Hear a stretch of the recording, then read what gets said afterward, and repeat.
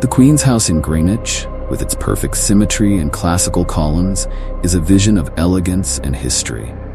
Its clean lines and Palladian design make it seem almost serene, as though it has been frozen in time, untouched by the chaos of the centuries that have passed since its completion in the early 17th century. But beneath its calm facade lies a dark secret.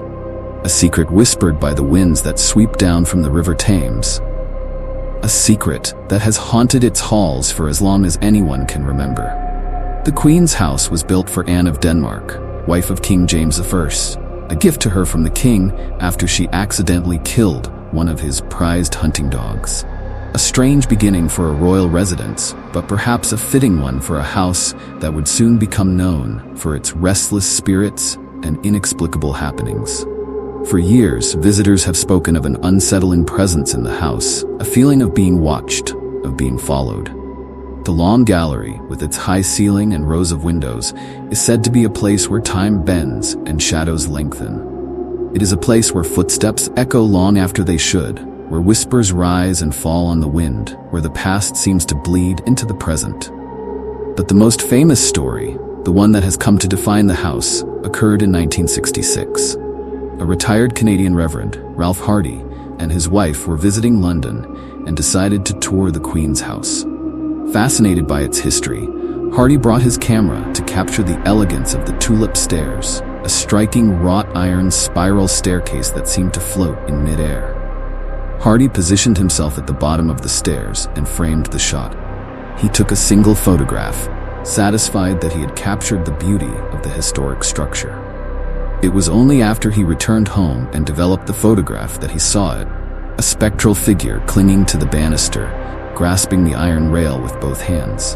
The figure was hazy and indistinct, but there was no mistaking it, a human form, cloaked in shadow, frozen in motion as if it had been caught mid-flight. The figure seemed to be pulling itself up the stairs, a gesture both desperate and determined, its face obscured by the blur of the movement. Hardy was baffled. There had been no one else on the staircase when he took the picture. He was certain of it. The photograph quickly became a sensation, drawing the attention of paranormal investigators, skeptics, and media from around the world.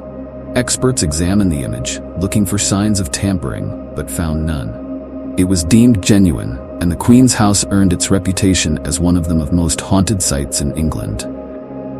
But this was not the only strange occurrence in the Queen's house.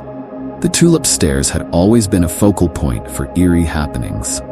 Staff and visitors alike spoke of footsteps echoing in the empty air, the sound of a woman sobbing, soft and heart-wrenching, emanating from the upper floors, and the sight of a woman dressed in a long, flowing dress ascending or descending the stairs, only to vanish into thin air when approached.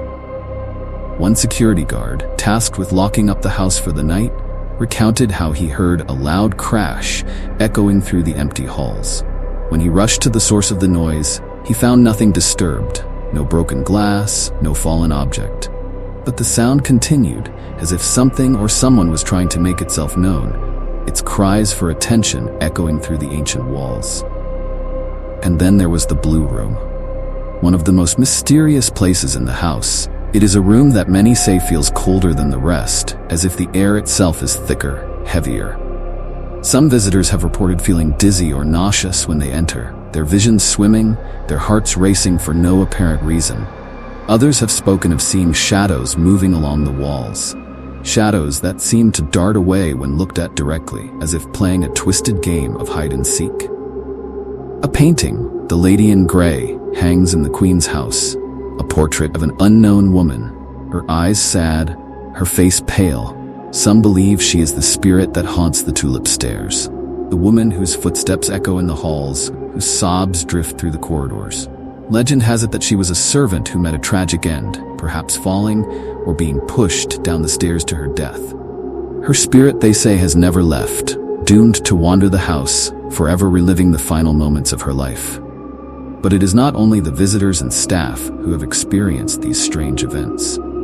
Even those who live in the nearby town have heard the tales of lights flickering on and off in the dead of night, of figures seen through the windows when the house is supposed to be empty, of a presence so thick and heavy that it seems to seep into the air around the house, spreading out like a dark stain on the surrounding streets. And then there are the whispers, the quiet, insistent whispers that seem to come from nowhere and everywhere at once. Some say it is the wind playing tricks on the mind, but others know better. They say it is the house itself, the ancient stones remembering, retelling the secrets that have been buried there for centuries.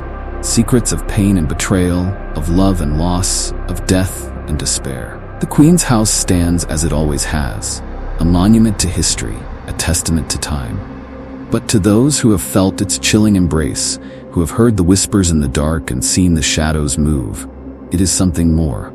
A place where the past is not dead, where the dead are not at rest. A place where the living and the dead are separated by only the thinnest of veils. And in that space, that thin, fragile space, anything is possible.